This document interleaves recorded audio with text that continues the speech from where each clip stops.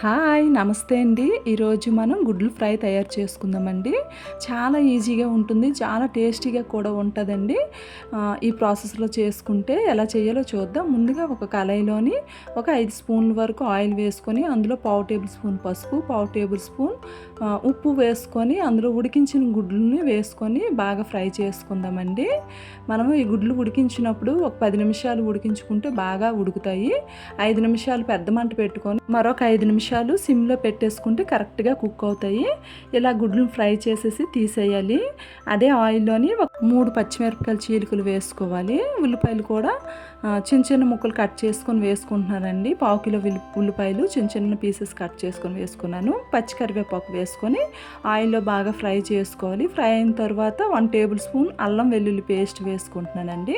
పచ్చివాసన పోయేంత వరకు వేయించుకొని అందులోనే 2 టేబుల్ స్పూన్స్ కారం వేసుకుంటున్నాను. అలాగే 1 టేబుల్ స్పూన్ ధనియాల పౌడర్ వేసుకుంటున్నానండి. వీటన్నింటినీ బాగా కలిపేసుకొని ఒక 3 టమాటీలు చిన్న చిన్న ముక్కలుగా కట్ చేసుకున్నానండి. వాటిని కూడా ఇందులో వేసేసుకొని బాగా కలిపేసుకోవాలి. ఈ టమాటీ ముక్కలు మనకి మెత్తపడేంత వరకు బాగా వేయించుకోవాలి. మనం 1 టేబుల్ స్పూన్ సాల్ట్ ఇందులో వేసేసి బాగా కలిపేసి మూత పెట్టేసి బాగా మగ్గనివ్వాలండి. మనము ఇలా కలుపుకుంటూ మధ్యలో కలుపుకుంటుంటే మనకి ముక్క అనేది బాగా మెత్తబడిపోతుంది.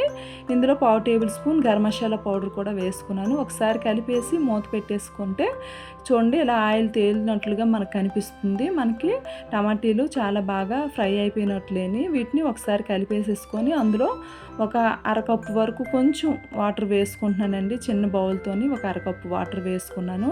కలిపేసి కసూరి మేతి వేసుకుంటున్నానండి 1 టేబుల్ స్పూన్. ఇది వేయటం వల్ల మనకి మంచి స్మెల్ అండ్ టేస్ట్ వస్తుందండి. ఒకసారి అలా కలిపేసి ఈవెన్గా మనం కలయి అంతా సరిదేసి మనం ముందు ఫ్రై చేసి పెట్టుకున్నాం కదండి గుడ్లను, అవి ఒక గుడ్డు సగం సగం కట్ చేసుకొని ఈ కళాయి అంతా పెట్టేసుకోవాలి. ఇలా పెట్టేసుకొని మనం మూత పెట్టేసి అలా మనం వేసిన వాటర్ అంతా ఇంకేంత వరకు సిమ్లో పెట్టుకొని బాగా ఫ్రై చేసుకుంటే మనకి వాటర్ అంతా ఇంకిపోతుందండి. చూడండి ఇలా మనకి ఫ్రైగా వస్తుంది.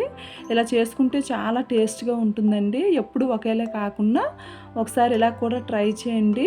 మీకు చాలా నచ్చుతుంది. నా వీడియోస్ కనుక మీకు నచ్చితే ప్లీజ్ లైక్ చేయండి, సబ్స్క్రైబ్ అవ్వండి. ఇంకా ఇలా సపోర్ట్ చేస్తూ ఉంటారని ఆశిస్తున్నాను. Thank you so much.